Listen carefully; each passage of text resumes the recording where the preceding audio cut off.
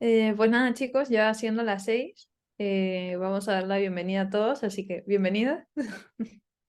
Bienvenido, David. Oh, gracias a vosotros por invitarme.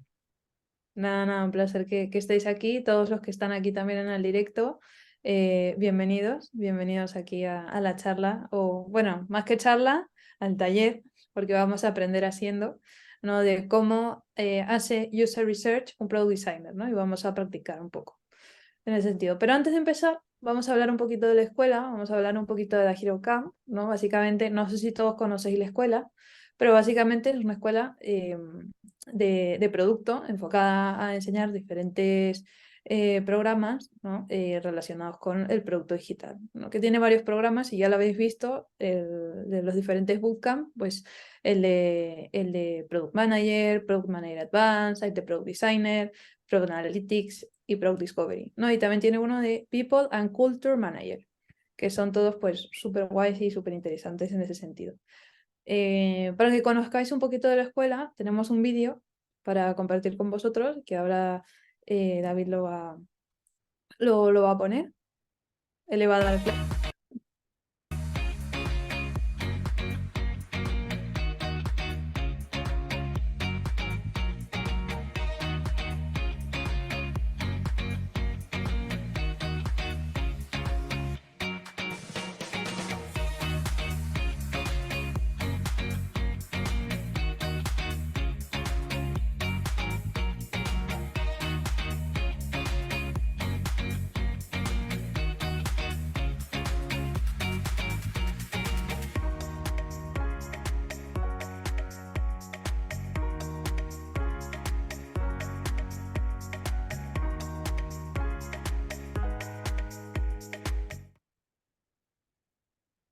Súper. Pues muchas gracias, David, por ponernos el vídeo. Es un poquito lo que hace la escuela. Igual, si entran a la página web, encontrarán mucho más detalles sobre cada uno de los programas que tienen, a los eventos que pueden, que se organizan, digamos, cada cierto tiempo, cada semana más o menos alrededor hay uno. Luego hay todo un apartado de recursos y luego hay también un apartado de becas que cada cierto tiempo pues se va abriendo alguna beca y nuevas convocatorias, ¿no? En estas nuevas ediciones o convocatorias, las que están más próximas, pues son la de Product Designer, perdón, Product Discovery 2, la edición número 2, que en este caso va a empezar el 10 de noviembre y que se lleva de manera remota, y luego el de Product Designer, la edición número 12, que es lo mismo, ¿no? Se da de manera remota y empieza el 25 de enero, ¿no? Entonces, si alguno de vosotros está interesado o vosotras está interesado en estudiar o profundizar un poco o a lo mejor hacer un cambio hacia el rol de Product Designer, pues os recomiendo esta formación que está muy, muy guay. Está muy guay para que la puedan seguir y pues potenciar vuestro perfil en este sector o este rubro de lo que es el producto digital, en ese sentido. Así que nada, yo os doy la bienvenida, que estoy muy contenta de que estéis aquí. Y antes de empezar un poco con todo el taller que David nos tiene preparado, todavía no sabemos realmente quién es David. Todavía no le hemos conocido, solamente sabemos, bueno, pues lo que vemos a través de la cámara, que solamente le vemos a él, pero él todavía no nos ha contado un poquito de quién es, ¿no? Y de dónde viene y cómo llegó a esto del product design, ¿no? Entonces aquí voy a hacerle unas pequeñas preguntas, bueno, pequeñas digo, pero vamos a hacerle una pequeña entrevista, una mini entrevista, y para entender un poco de cómo llegaste a esto del product designer, Ujú. David. Entonces, nada, mi primera pregunta es, ¿a qué te dedicabas antes de convertirte en product designer? Bueno, lo primero de todo, hola a todos. Gracias por venir, por estar aquí presentes y gracias a De Camp por alojar esto. Bueno, ya respondiendo a la pregunta, yo antes de entrar en diseño, en UX Design y después en Product Design, pues trabajaba en periodismo especializado en tecnología, en unos medios, bueno, en El Español, el Android Libre o Microno, quizás os suene alguno. Y de allí salté a marketing, después de estar trabajando durante más o menos 5 años, escribiendo, llevando relaciones con marcas, así que parecía apropiado pues llevar más relaciones con marcas, aunque desde la perspectiva de la agencia. Y estuve un año, pero durante ese año me di cuenta de que el marketing, el periodismo no era lo mío. Entonces decidí pues había un poco metido los pies, un poquito la punta de los pies en el diseño de experiencia de usuario, UX design, y decidí saltar a ello. Y a partir de allí empecé a trabajar de UX designer, después me especialicé en product design, dándole un poco más de amplitud a mi perfil, y ahora pues eso, llevo 2 años trabajando de product designer para una empresa médica. Súper, súper, súper guay, ¿no? De cómo empezaste en un rol que no tenía tan enfocado a temas de producto y luego cómo fuiste un poco dando estos saltos, ¿no? Y esto me lleva a mi siguiente pregunta, que es, ¿cómo te preparaste para dar esos saltos, ¿no? Porque cuando empezaste con un rol en otro sector, en otro tipo de perfil, otro tipo de trabajo, por decirlo así, y luego has hecho la transición a producto, ¿no? Entonces, ¿cómo te preparaste para hacer todo ese cambio a nivel profesional? No, lo bueno de la experiencia de usuario es que no hay muy poca gente que se haya formado de verdad al 100% para hacer experiencia de usuario. Todos venimos de ámbitos diferentes, hay gente que viene de sociología, de periodismo, hay ingenieros que vienen más de la parte de programación. Entonces, y es muy abierto a que cualquiera pueda traer su experiencia y trabajar en ello. Y bueno, a partir de ahí empecé a ganar experiencia y para especializarme en Product Design, pues justamente con HeroCamp hice el curso de Digital Product Designer, creo que la segunda edición en aquel momento, además con compañeras como Sandra, que está por aquí, perdón, Susana, y eso, me dio un poco más la amplitud de esa parte de analíticas, esa parte de entender más el negocio, porque al final es fácil pensar que estamos en un silo hablando de diseño, pero precisamente diseño es la parte que tiene que conectar todas las demás. Entonces, cuando entiendes no en plan a pedir dinero, pero sí de dónde viene el dinero en una empresa, de dónde vienen las decisiones que están tomando desde la parte ejecutiva, cómo podemos medir que lo que estamos haciendo en producto, en diseño, tiene un cierto alcance, todas esas cosas que le dan un poco más de amplitud a tu perfil fue lo que aprendí y me ha servido para seguir creciendo. Muy guay, muy guay. Qué guay. A esto quiero también enlazar mi siguiente pregunta, porque claro, aquí nos has contado un poco cómo diste todo esto para el salto y cómo te preparaste. Y ahora que ya tienes este rol, creo que estás ya con este rol hace ya varios años. Y tengo una pregunta que me parece muy interesante, que son esto de cuáles son esas tres cosas que más te gustan de ser product designer, ¿no? Porque tiene que haber algo que a lo mejor no todos nos enfocamos en lo mismo, ¿no? Habrá unos que se enfocan más en la parte de UX, alguien más en la parte de UI, ¿no? Dependiendo también la empresa en la que estamos y las necesidades que tenga esa empresa o ese producto digital, ¿no? Pero en tu caso, ¿cuáles serían esas tres cosas? No, indudablemente, y es parte de lo que voy a hablar también en la presentación. Cuando hablemos de que cada equipo está estructurado de una manera, cada empresa está estructurada de una manera, hay empresas donde el product designer pueda centrarse más en la parte de investigación, en la parte de interfaces, o puede que haya empresas donde te dejen más amplitud para coger todos los palos, ponerte todos los sombreros y trabajar un poco en todo, aún sin llegar a especializarte en todo. Yo como al final vengo, sobre todo, la mayoría de mi tiempo ha sido en startups, empresas pequeñas que requerían agilidad, no estar tan especializado, sino pues hay que hacer esto, pues voy a aprender lo que me falta para llegar hasta allí y voy a hacerlo. Me gusta del product design sobre todo la parte de puedo ponerme muchos sombreros, de puedo hacer investigación de usuario, puedo entrar en Figma y puedo hacer un diseño, puedo hacer un prototipo, puedo meterme en las analíticas y ver cómo está funcionando y ayudar a tomar decisiones. Entonces me gusta mucho esa amplitud de no me cierro especialmente a un área, puedo ir saltando de una a otra según sea necesario. Y creo que es un rol muy polivalente en ese sentido. Luego también en los otros dos, me encanta ser la voz del usuario. Eso voy a ser muy pesado durante esta presentación de trabajamos para los usuarios, no para nosotros, ni para... A ver, tenemos que entender que el dinero viene de una parte, pero al final dentro de un equipo nosotros tenemos que ser la voz que es la voz del usuario. Y es un papel que me gusta mucho, la empatía por entender qué es lo que necesita y luchar un poco por ello. Y lo tercero, un poquillo también la posibilidad de hablar directamente con la capa ejecutiva, saltar a la capa ejecutiva, ayudar a tomar decisiones, porque al final el perfil de Product Designer también es muy mediador a la hora de hacer ideación, a la hora de hacer cosas como branding. Ahora mismo en mi empresa ahora hablaré un poco de ello, estamos involucrados en un proceso de branding. Entonces, como Product Designer tienes una vista muy global de todo lo que incluyen ese tipo de cambios y puedes trabajar un poco en ello y prepararlo. Tal cual, tal cual es así. Y ya para cerrar esta parte de preguntas, luego si queréis al final o tenéis cualquier duda, pues siempre podéis escribir en el chat o podemos dar unos minutos y tal para resolver cualquier duda, pues al final. ¿Vale? Ya la última pregunta que tengo para este momento, y luego ya dejo a David que dirija toda la dinámica y todo lo que viene después, es ¿qué consejo clave le darías a alguien que quiere ser product designer?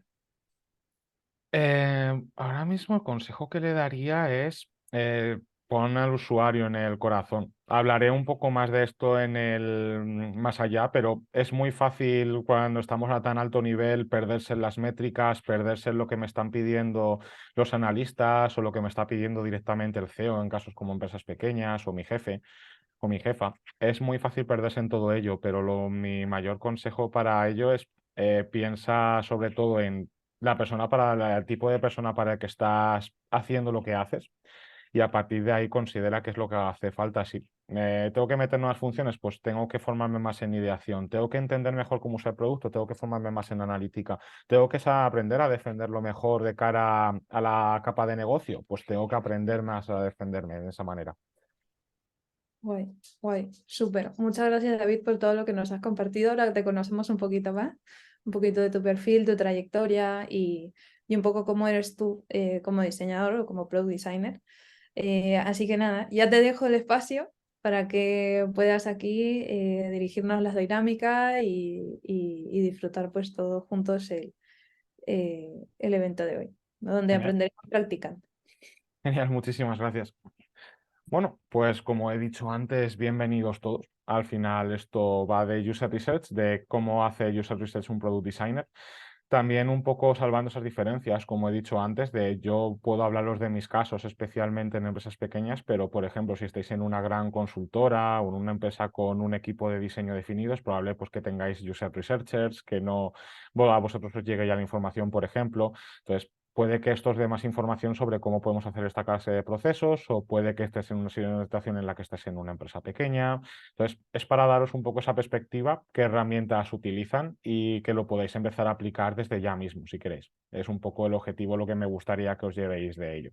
Entonces, bueno, como ya me han descrito, yo soy David Pérez, ahora mismo soy Product Designer en una empresa médica suiza llamada Helios, en el que trabajamos con enfermedades como la esclerosis múltiple, como la esquizofrenia, para desarrollar productos que sirvan al personal médico para seguir la evolución de estas enfermedades crónicas a lo largo del tiempo.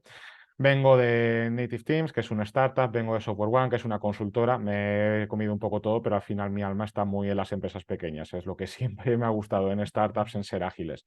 Y como hemos descrito ya antes, vengo también de marketing y periodismo, he estado haciendo un poco mis cosas en fotografía, entonces he estado un poquillo por todas partes.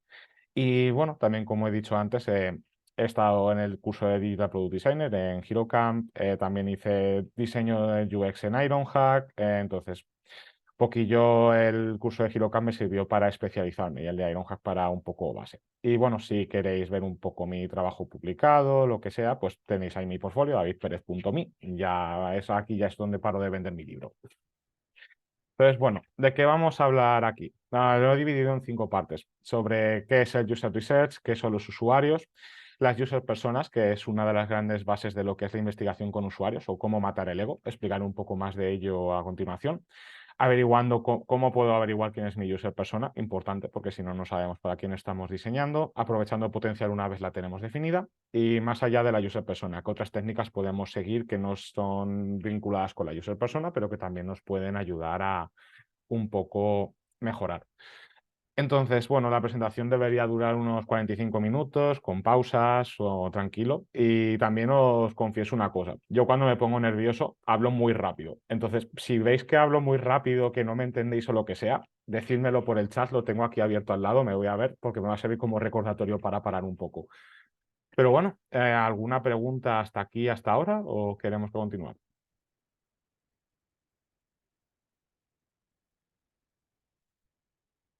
Si no hay preguntas, continuamos, que también es muy pronto para ello. Vale, pues empezamos sobre User Research y los usuarios.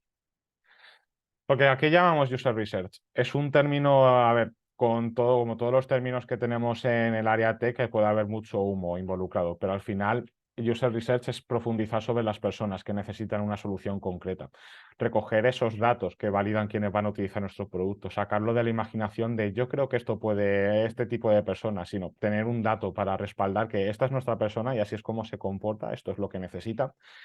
Y con ello, con ese tipo de datos, desarrollar empatía que nos ayude a entender esos problemas que está teniendo, esas motivaciones, esos pain points, un poco cómo incluso cómo lleva su día a día, qué le lleva a tener ese problema.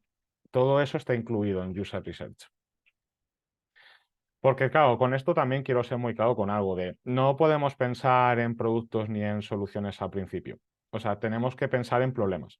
Porque si nos pensamos en, no, tengo una aplicación de vídeo, por ejemplo, pensando en Zoom, tengo una aplicación de vídeo y quiero, en plan, vendérsela a la gente. No, no estás aquí para vender una aplicación de vídeo. La idea es, la gente tiene que conectar a distancia. Ese sería tu problema, por ejemplo, me lo estoy inventando ahora mismo. Pero la idea es que no te quedes con la solución, sino que pienses todo el rato en el problema, porque eso es lo que te va a hacer que no te cases con una solución, porque igual descubrimos que las llamadas de vídeo no son lo más efectivo para ello, no es el mejor de los ejemplos por ello, pero o pues nos descubrimos que la idea en la que llevamos trabajando 2 años no funciona y tenemos que pivotar, pero si estamos todo el rato pensando en la solución o nos casamos con la solución, podemos perder eso de vista. Entonces, el User Research nos ayuda a pensar en esos problemas, no en esas soluciones. Porque al final la idea es que nos enamoremos del problema, no de la solución.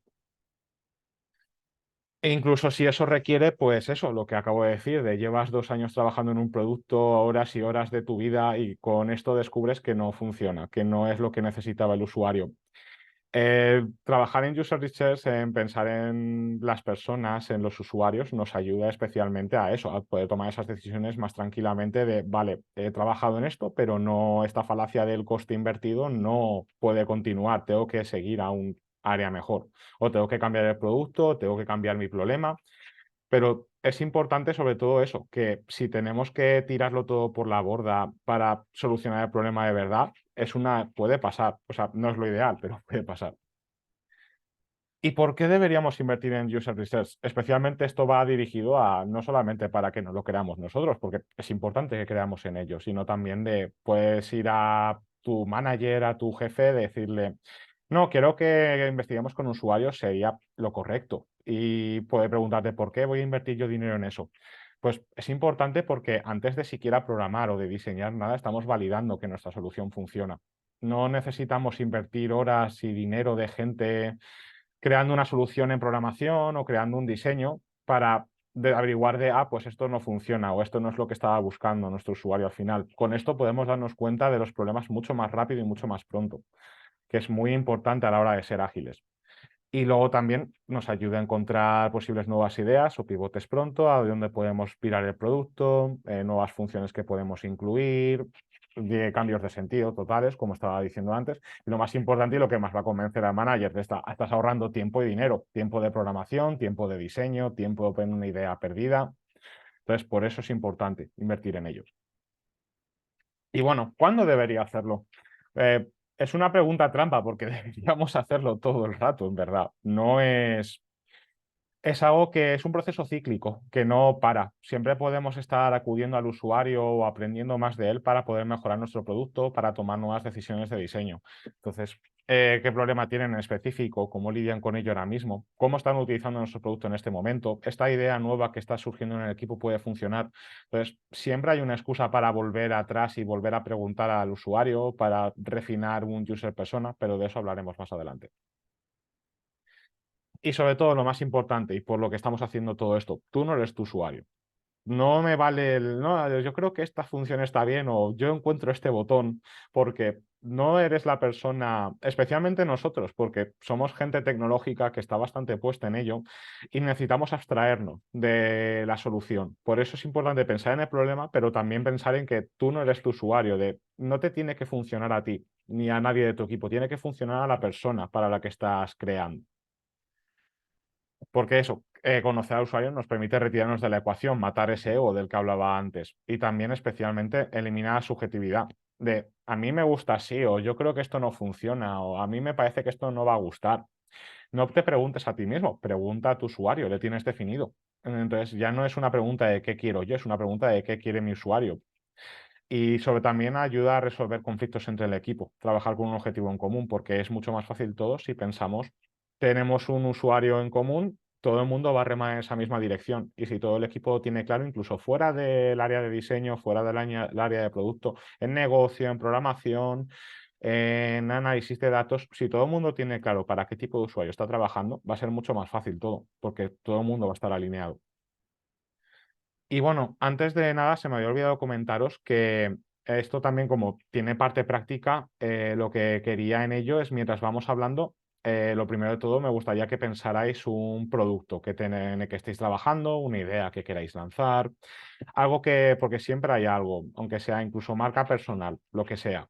Entonces, pensad en esa idea que tengáis en la cabeza ahora mismo, tenerla detrás de la cabeza y según vamos explorando cosas como no eres el usuario, pensad cómo podéis ir aplicando estos conceptos de quién puede ser mi usuario, cómo puedo investigar qué necesita. Todo eso vamos a ir hablando a lo largo de esta presentación, pero ir pensando en la cabeza ese en qué producto estoy trabajando, en qué producto quiero trabajar. Y para ir aplicando un poco, haremos pausas entre medias para que tengáis tiempo de pensar, que no sea todo un monólogo mío, pero para que lo tengáis un poco en mente, el ir pensándolo, el ir razonándolo dentro de vosotros, vuestra idea personal, en la empresa en la que trabajéis, lo que sea. Y por supuesto, os recuerdo, el chat está abierto para las preguntas que queráis en cualquier momento. Bueno, pues saltamos a las user persona y esto es importante porque al final es la base de todo esto, es lo que nos va a ayudar a completar todo esto. Pero lo más importante, ¿qué es una user persona?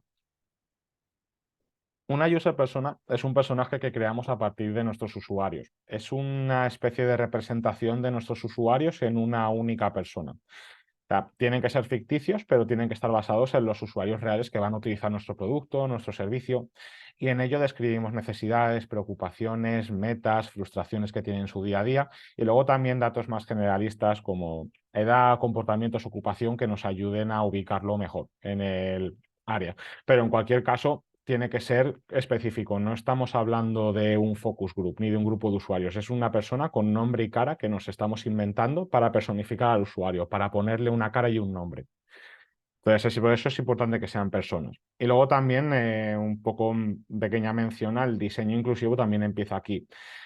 Si no, por ejemplo, si no necesitáis el género a la hora de definir un user persona, no lo pongáis. O sea, hay pocos casos en los que vais a necesitar saber si es hombre, mujer o lo que sea.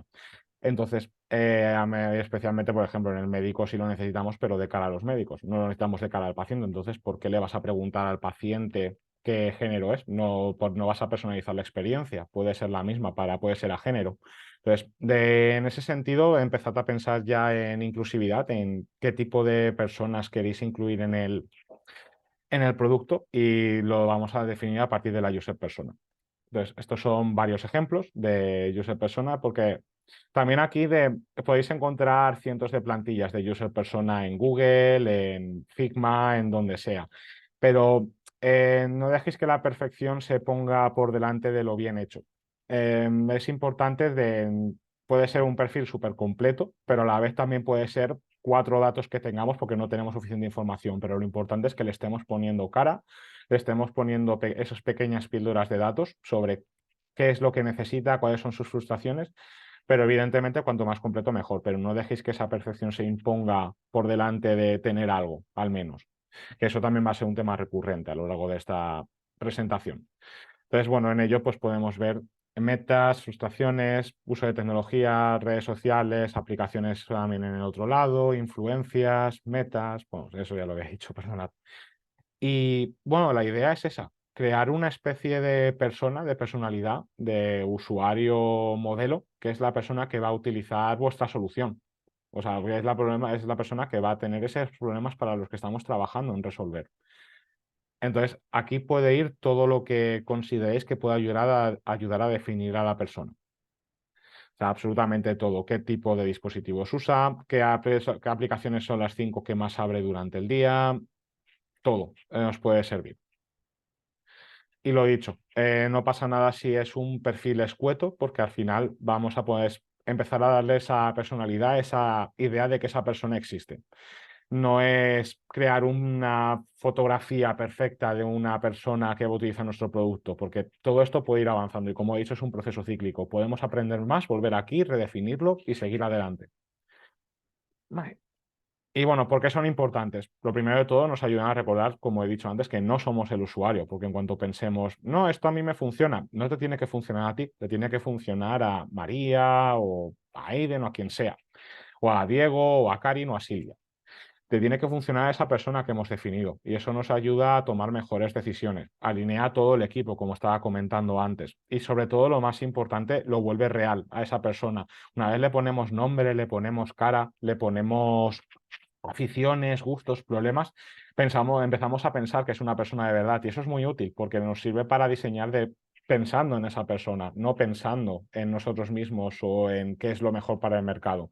Y luego también, por otra parte, nos ayuda a resolver dudas y conflictos. Y con esto, bueno, este es parte de mi primer proyecto cuando estaba en Ironhack, el primero que hice. No tenía mucha idea de diseño, pero esto nos sirvió para aprender porque nos hicieron trabajar en equipo al principio.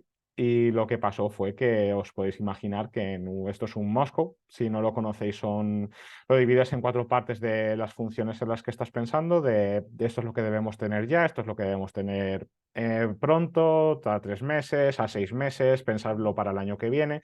Es una herramienta para organizar ideas. Entonces, claro, como podéis ver de la cantidad de posits que hay, había muchas ideas. Y era muy fácil que, siendo nuestro primer proyecto, pensáramos, no, mi idea es buena, quiero meterla ya, tiene que estar ahora mismo en el producto, tiene que estar en el MVP. Pero eso no es realista al final, porque todas las ideas pueden ser muy buenas, pero necesitamos centrarnos porque si no, no vamos a acabar nunca el producto. Entonces, el user persona nos sirvió mucho, en este caso uno principal y uno secundario, para pensar, vale, tenemos a Carmen, que Carmen es una persona de 24 años, como podéis ver, fisioterapeuta en Madrid, quiere conocer el nuevo bar de moda, llegar a tiempo, que su compra esté lista para recoger. Entonces, cuando estás pensando en qué funciones tiene que tener lo que estás creando, no piensas en a mí me parece que esto es una buena idea. Lo que tienes que pensar es, ¿a Carmen le va a funcionar esto? ¿Carmen es lo que necesita esto ahora mismo? ¿O esto es lo que puede necesitar en el futuro? ¿O puede que no lo necesite directamente?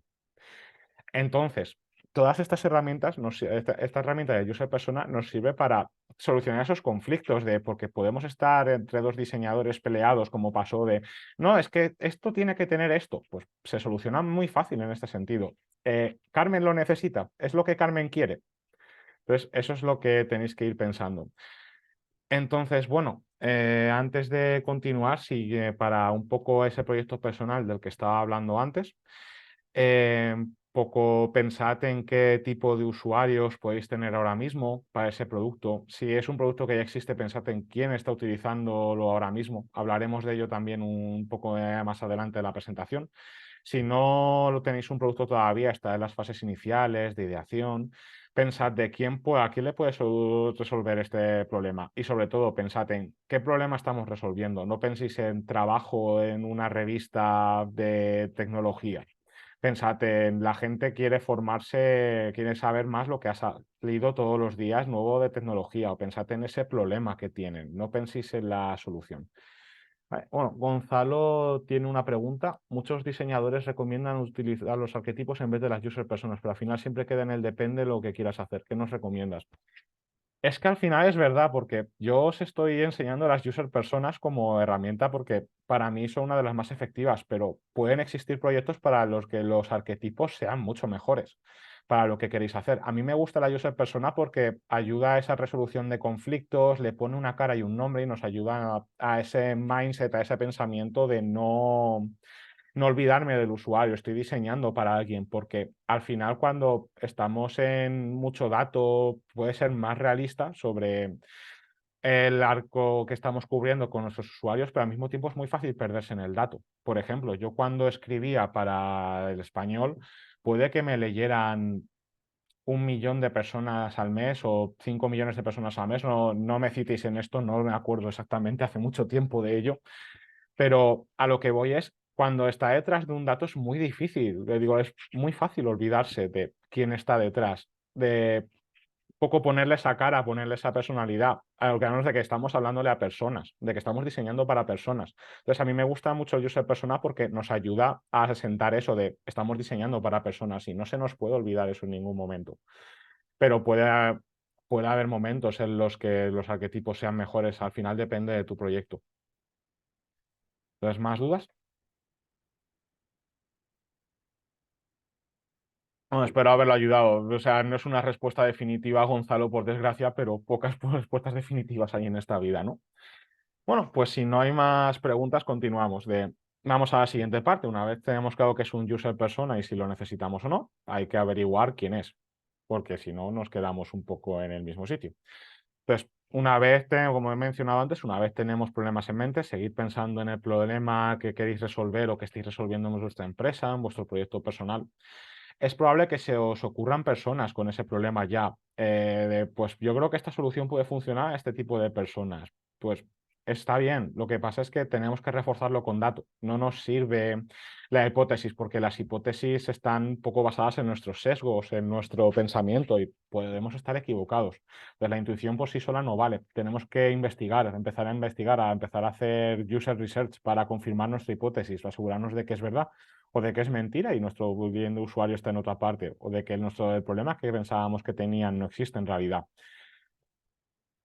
Entonces, aquí ya es donde entramos un poco en la parte más teórica de hablar de los métodos de investigación, la cuantitativa y la cualitativa.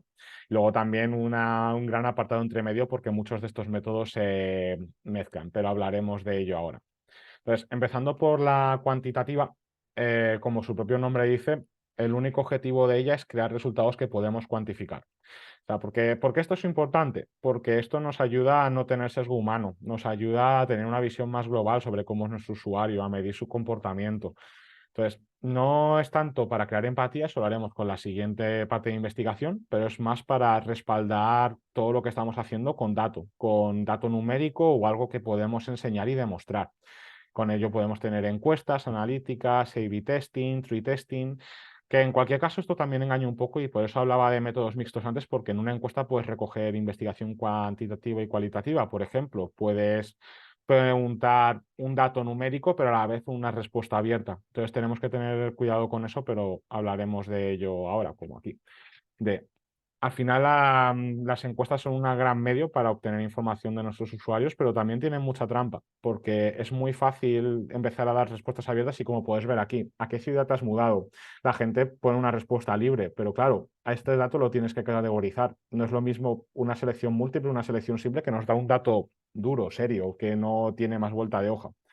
Entonces, es importante que con las encuestas y este tipo de información nos centremos más en recoger este tipo de datos que podemos cuantificar y con ello empezar a poder tomar decisiones sobre cómo empieza a ser nuestra user persona en este caso.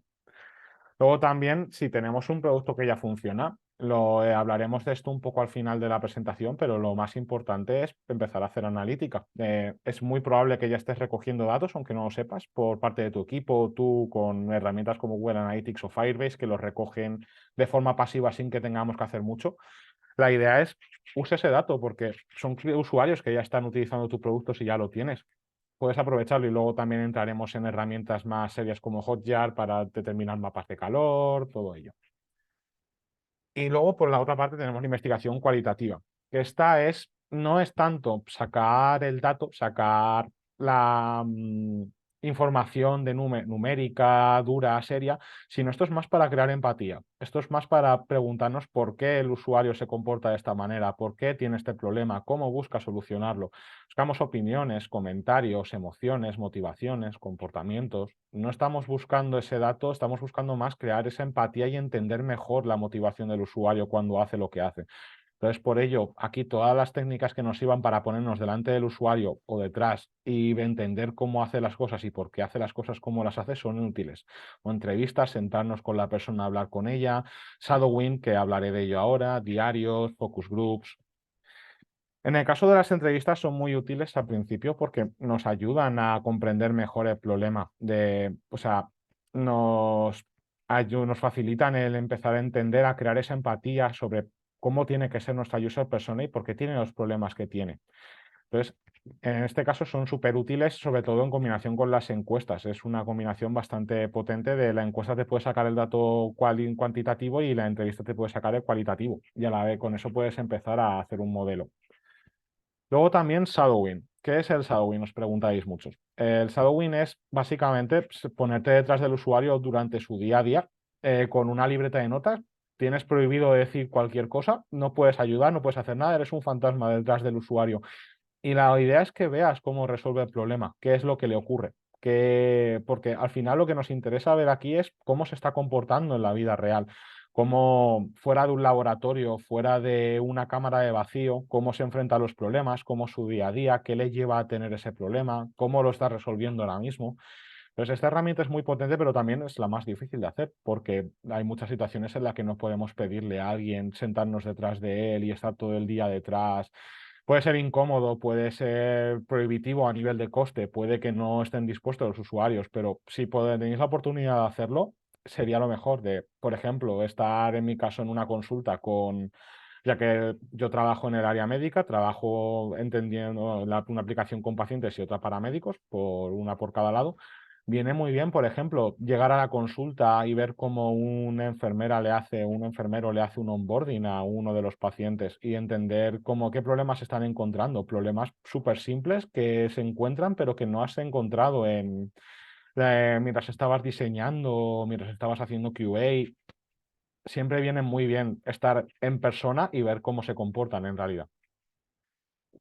Bueno, y ya, bueno, tenemos más o menos claro, queremos hacer encuestas, entrevistas, podemos hacer un shadowing, pero ahora viene otra gran pregunta, ¿cómo encuentro los usuarios? Porque al final es muy fácil caer en el, yo creo que es esta persona, pero ¿cómo llego hasta ellos?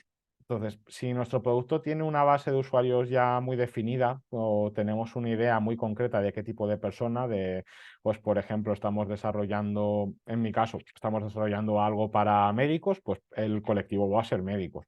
Entonces, tenemos una oportunidad de ir directamente a la fuente. Podemos ir a hospitales, podemos ir a asociaciones de médicos o asociaciones de pacientes para la otra cara. Podemos acudir a esas comunidades tanto online o presenciales para reclutar a este tipo de usuario y para encontrarlo y para hablar con él y para empezar a crear esa empatía. Luego también en Internet, subreddits, foros especializados, asociaciones, encuentros virtuales como este, o acudir en persona a esos encuentros, llamar y mira, ¿te importa si te hago una llamada, te invito a un café? Lo que sea que nos ponga delante del usuario y podamos hablar y empezar a empatizar. Y en cualquier caso, también puede pasar de podemos ser más generalistas o no tener una idea tan clara de hacia dónde vamos. Por ejemplo, el correo electrónico lo usamos todos, ¿no? No existe un perfil tan cerrado. En ese caso, por ejemplo, o las videollamadas, como estaba diciendo antes. Entonces, en este caso también podemos acudir a sitios más abiertos como Instagram, foros generales, Twitter cuando existía, Mastodon, si el problema es amplio o no tenemos claro, un usuario.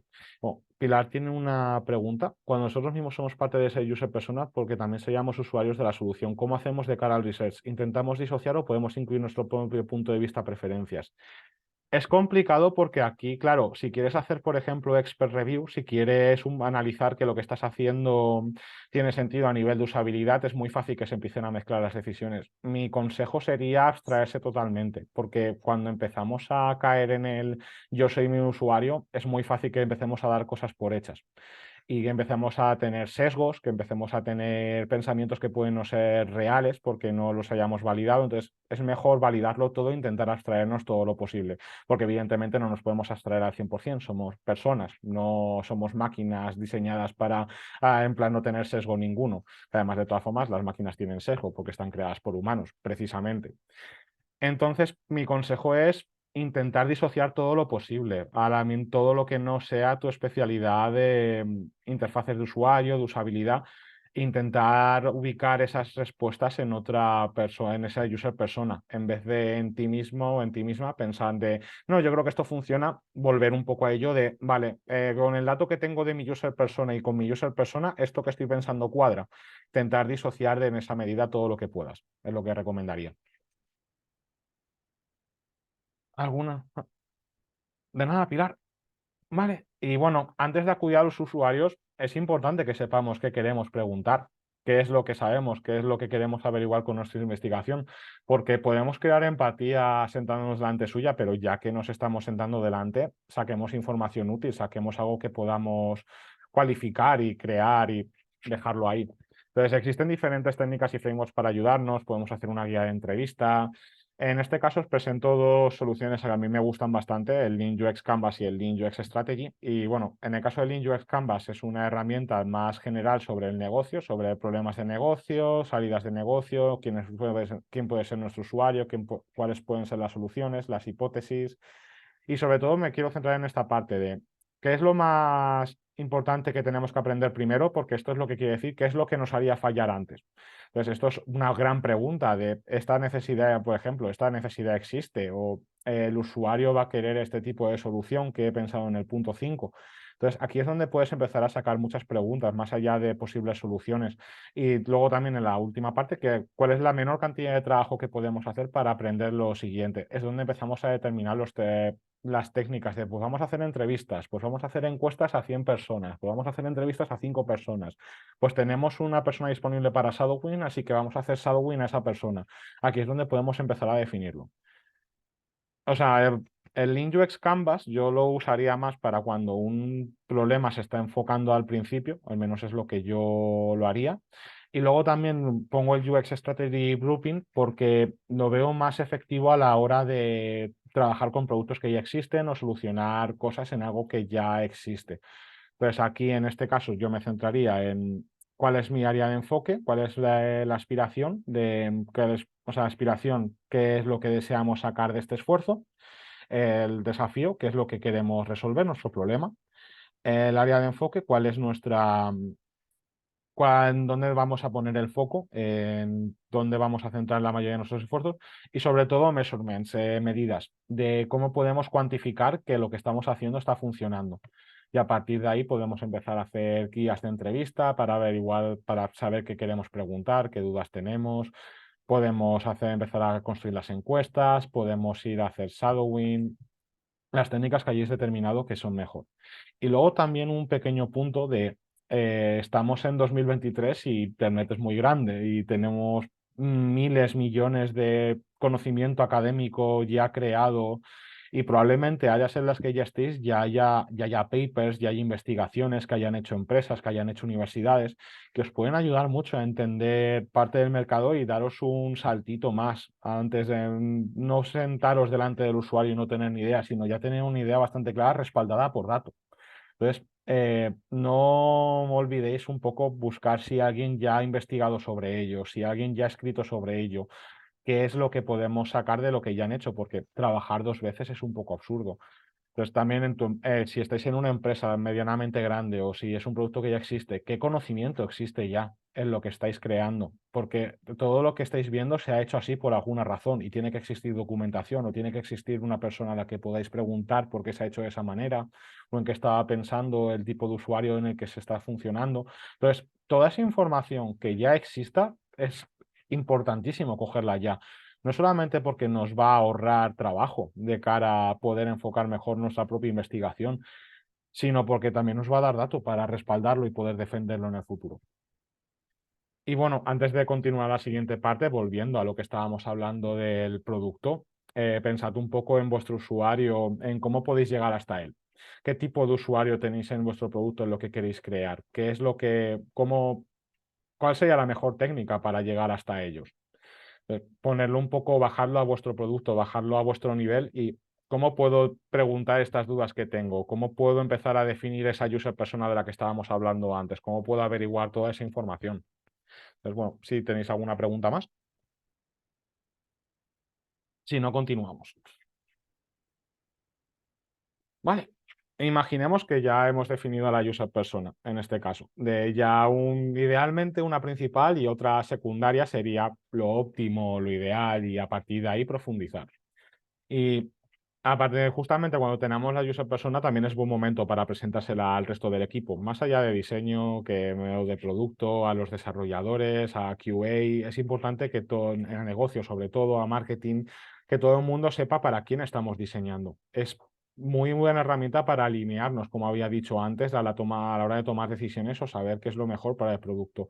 o si estamos pensando en nuevas funciones, o si estamos pensando en cómo, incluso cómo monetizar. Todo eso va a ayudar a todo el mundo si lo tenemos ya definido. Entonces es algo que es importante que no se quede en nosotros, sino que saquemos ya para todo el mundo. Porque es eso, ante la duda, ¿qué es lo que quiere María? ¿Qué es lo que quiere Iden? ¿Qué es lo que quiere Somi? ¿Qué es lo que quiere María José, Abel, Susana, nuestro usuario? No tenemos que abstraernos, como hablábamos con la pregunta de Pilar, quitarnos de la ecuación. Tenemos que preguntarnos qué es lo que quiere el usuario. Entonces, con eso, con la user persona ya definida, todo se vuelve mucho más sencillo. Y a partir de que tengamos la user persona, también podemos profundizar. Aquí no se acaba. Podemos obtener más información, podemos volver atrás, podemos volver a hacer encuestas, podemos volver a hacer entrevistas, pero también hay técnicas nuevas. Es un proceso cíclico, pero podemos profundizar más en lo que ya conocemos, como con herramientas, por ejemplo, el mapa de empatía. Este Canvas está pensado para un poco ponernos en la piel de los zapatos del usuario, de qué es lo que escuchan, qué es lo que ven, qué es lo que dicen, qué es lo que necesitan, con quién están empatizando, sus problemas, sus frustraciones, que están ganando. Con todo esto lo podemos definir para no solamente para nosotros, sino para todo el equipo y comprender mejor sus motivaciones.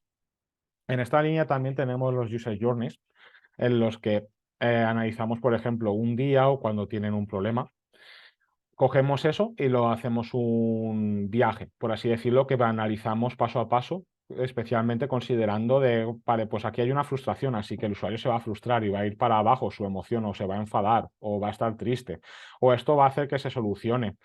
Y esto no solamente es útil para comprender, crear más empatía sobre dónde está nuestro usuario, también nos sirve para detectar posibles problemas en las tareas que está ocupando y con ello empezar a pensar en soluciones para nuestro producto. Storyboards también es bastante interesante. O sea, si se os da bien el dibujo, a mí se me da fatal, honestamente, pero si se os da bien dibujar, podemos hacer un storyboard como si fuera una película de animación vale, pues el usuario empieza aquí, porque especialmente con dibujos es muy fácil de que todo el equipo se alinee y entienda el problema, porque al final somos seres humanos y los seres humanos nos tiramos mucho por lo visual.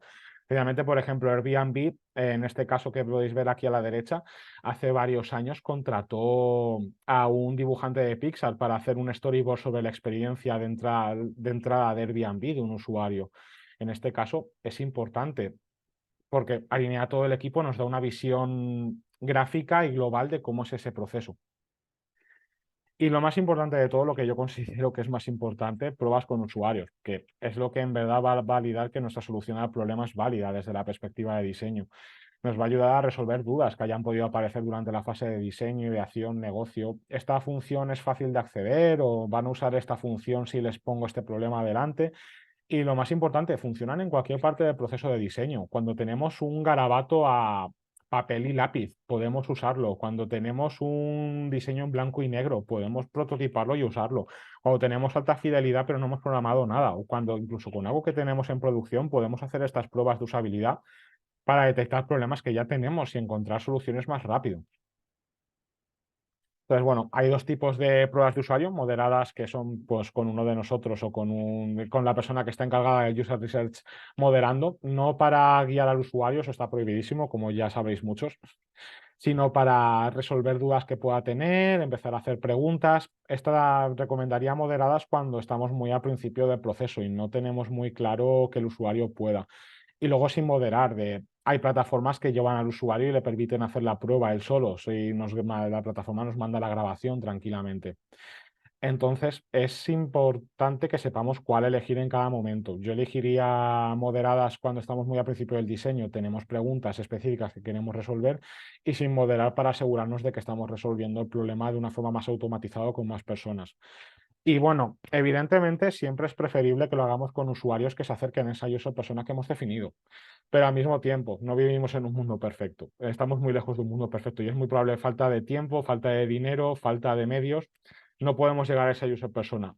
Coged a las personas con las que vivís, la gente de la oficina. ¿Por qué? Porque es mejor tener ese dato porque nos va a ayudar a la hora de usabilidad, a la hora de detectar problemas que nosotros nos hayamos dado cuenta, por mucho que no sea nuestro user persona, pero va a ser mejor que no tener ningún tipo de dato e ir a ciegas. Entonces es importante también de hacer esta parte, aunque realistamente, no, aunque de forma realista no pueda ser con nuestra user persona, que sería lo ideal, hacerlo con cualquier tipo de usuario para empezar a detectar esos problemas o ver que las soluciones funcionan.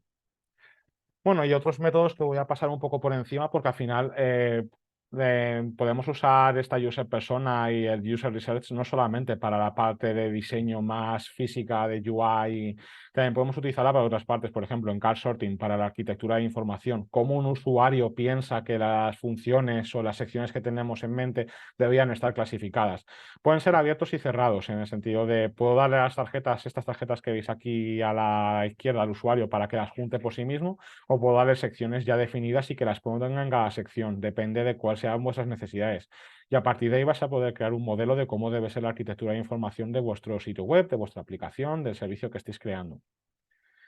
Y luego también en la parte de branding hay una herramienta que me gusta mucho, el Desirability Testing, que como funciona es, le presentas al usuario imágenes, colores, fuentes, logos que creas que se relacionan con tu idea para crear una marca y le preguntas qué sentimientos te transmiten. Normalmente se hace dándole una lista de sentimientos de la que elijan 5, pero también podemos hacerlo abierto, de lo primero que se le venga a la cabeza, porque es importante que el usuario no esté viciado de un poco de pensamientos que hayan tenido otras personas o que nosotros mismos le viciemos. Entonces, esto es muy útil porque nos ayuda a crear una marca que se centra en lo que el usuario, lo que queremos transmitir al usuario. Y no es un ejemplo estrictamente de diseño, es de un ejercicio de branding, pero hasta en branding, hasta en marketing podemos utilizar estas herramientas. Y bueno, ya llegados a este punto, si queréis si queréis hacer alguna pregunta adelante para llevarlo a vuestro producto, pensaría un poco cómo puedes utilizar el user persona para crear esa empatía, para crear ese entendimiento de lo que es tu usuario. Un poco cómo puedes tomar decisiones en un proceso de ideación, de cómo puedes tener en cuenta ese usuario a la hora de crear. Es como una vez has hecho todo ese proceso de definir a la user persona, ¿cómo lo integrarías en el proceso que estás haciendo? Y bueno, nos quedan 10 minutos, ya es la última sección, no os preocupéis, de más allá de la user persona, aprendiendo sobre la marcha. Y lo que decía antes, si ya tenemos producto, tenemos usuarios, son tus usuarios ahora mismo, puedes investigarlos ahora mismo, qué están haciendo, qué es lo que, cómo funcionan. Y lo más probable es que porque alguien en marketing o en un programador lo haya integrado Firebase en la aplicación o haya metido el código de tracking de Google Analytics, aunque no lo sepas, ya estés recogiendo datos. No son los datos perfectos porque no has definido qué datos quieres recoger, pero ya son datos con los que puedes trabajar y son datos reales porque son datos de usuarios que ya están utilizando tu producto. Entonces, aprovecha esa información que ya tienes, si la tienes. Si no la tienes, empieza a trazar un plan para cómo vas a coger esa información, qué es lo que quieres resolver de lo clásico de en una tienda, qué proceso, o sea, en el funnel donde se me queda la gente, en el proceso de compra, en qué paso se cae la gente la mayoría, cómo puedo arreglar eso. Entonces, utiliza esa información que ya tienes y define qué información quieres coger de la analítica para empezar a trabajar sobre ello.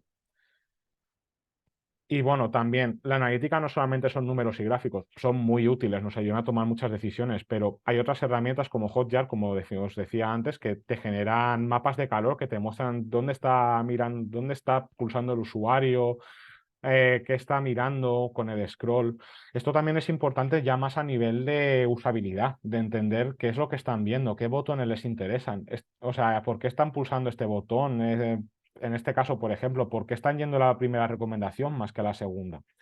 Todas esas cosas las podemos resolver integrando estas herramientas en producción, como Hotjar, donde sea posible. Y esta formación es muy útil para tomar decisiones que afectan al producto.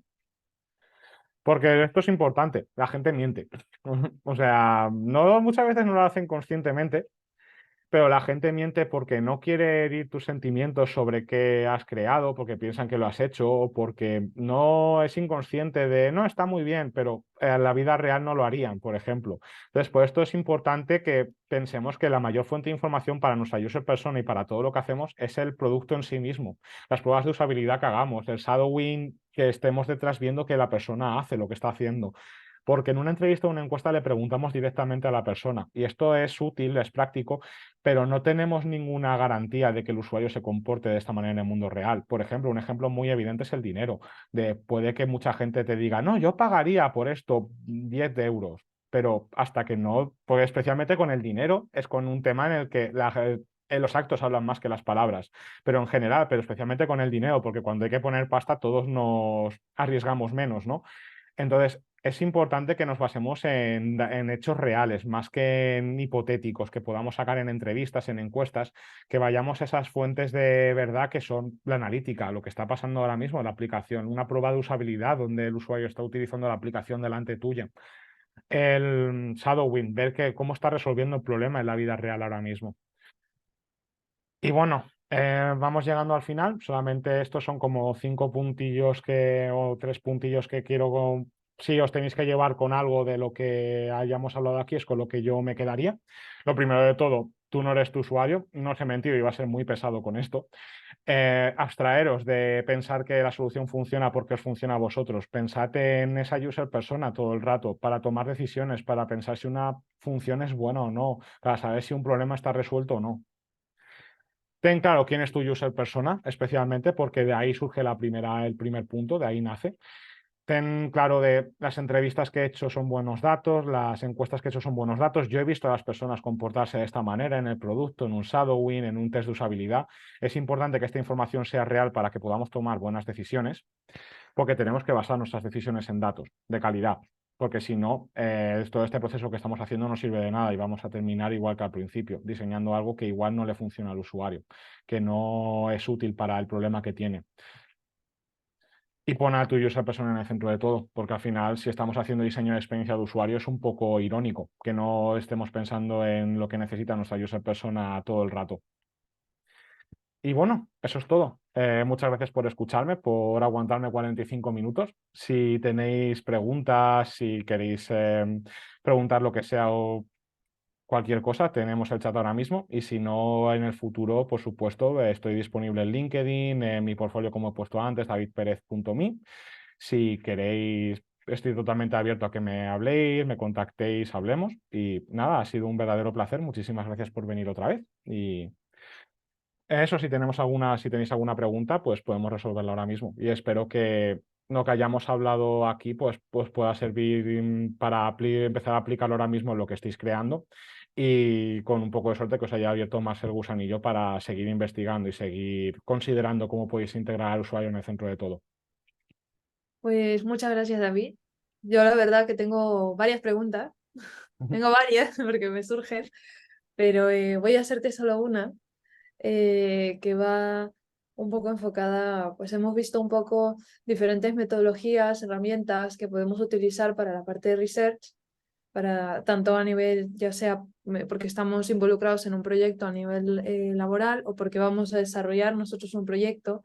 Em, ¿Qué dirías tú, digamos, no? Si yo tengo que hablar con un PM, con un product manager, con un jefe de área, con alguien de negocio o alguien que no esté involucrado directamente en la parte del research o del diseño de producto en general, ¿no? ¿Qué es digamos, las herramientas claves que necesitaría yo aplicar en este proceso de investigación, ¿no? En esta investigación para poder sustentar, ¿no? Ese punto o darle respuesta a ese problema, ¿no? Como yo, no solo es ir a la reunión y decir creemos que se tiene que hacer esto, sino se tiene que hacer esto porque hemos obtenido estos resultados, ¿no? Entonces, ¿qué es lo mínimo que yo o las herramientas clave que yo tendría que utilizar? Es muy buena pregunta porque al final, por desgracia, la gran mayoría de empresas en las que trabajamos realmente no creen en el diseño de experiencia de usuario, no creen hasta ese punto en dar la confianza a su equipo de diseño, a su equipo de producto en investigar estas áreas. Entonces, por una parte, una vez ya has conseguido el buy-in, es fácil incluir a todo el mundo en estos procesos porque, por ejemplo, si estás haciendo una entrevista o estás haciendo encuestas, bueno, especialmente con entrevistas o con un test de usabilidad, es muy fácil que alguien sea observador, sin más, de mira, vente aquí y mira cómo está utilizando el usuario. Prohíbele que no puede participar, solamente puede estar viéndolo, no puede, porque es muy fácil o sea, me ha pasado lo típico de que vas a la sala y el stakeholder, uno de los miembros de la capa de negocio, se echan las manos a la cabeza, pero ¿cómo no sabe esto? Y van a participar. No, se hace así. Es como, no, el objetivo es precisamente que veas que no está funcionando de esta manera, por ejemplo. Entonces, involucrarles en el proceso a lo largo mientras lo estás haciendo es muy útil porque le da valor a lo que estás haciendo. No deja de ser un ente etéreo en el que simplemente produces un resultado, leen el resultado y ya está, sino que averiguan, vale, pues estamos preguntando, mira, he detectado yo que existe ese problema.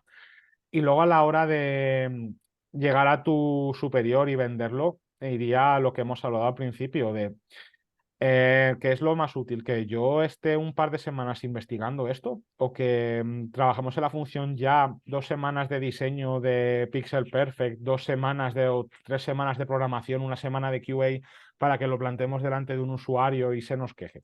¿O no funcione? ¿O sea un esfuerzo en balde? Entonces, lo intentaría aproximar de esa manera, de lo estamos haciendo para ayudar a todo el equipo, no solamente a nosotros, a tomar mejores decisiones. Guay, guay. Pues muchas gracias, David. No sé si alguien más aquí quiere hacer una pregunta, ya sea a través del chat o directamente abriendo el micro y haciendo la pregunta.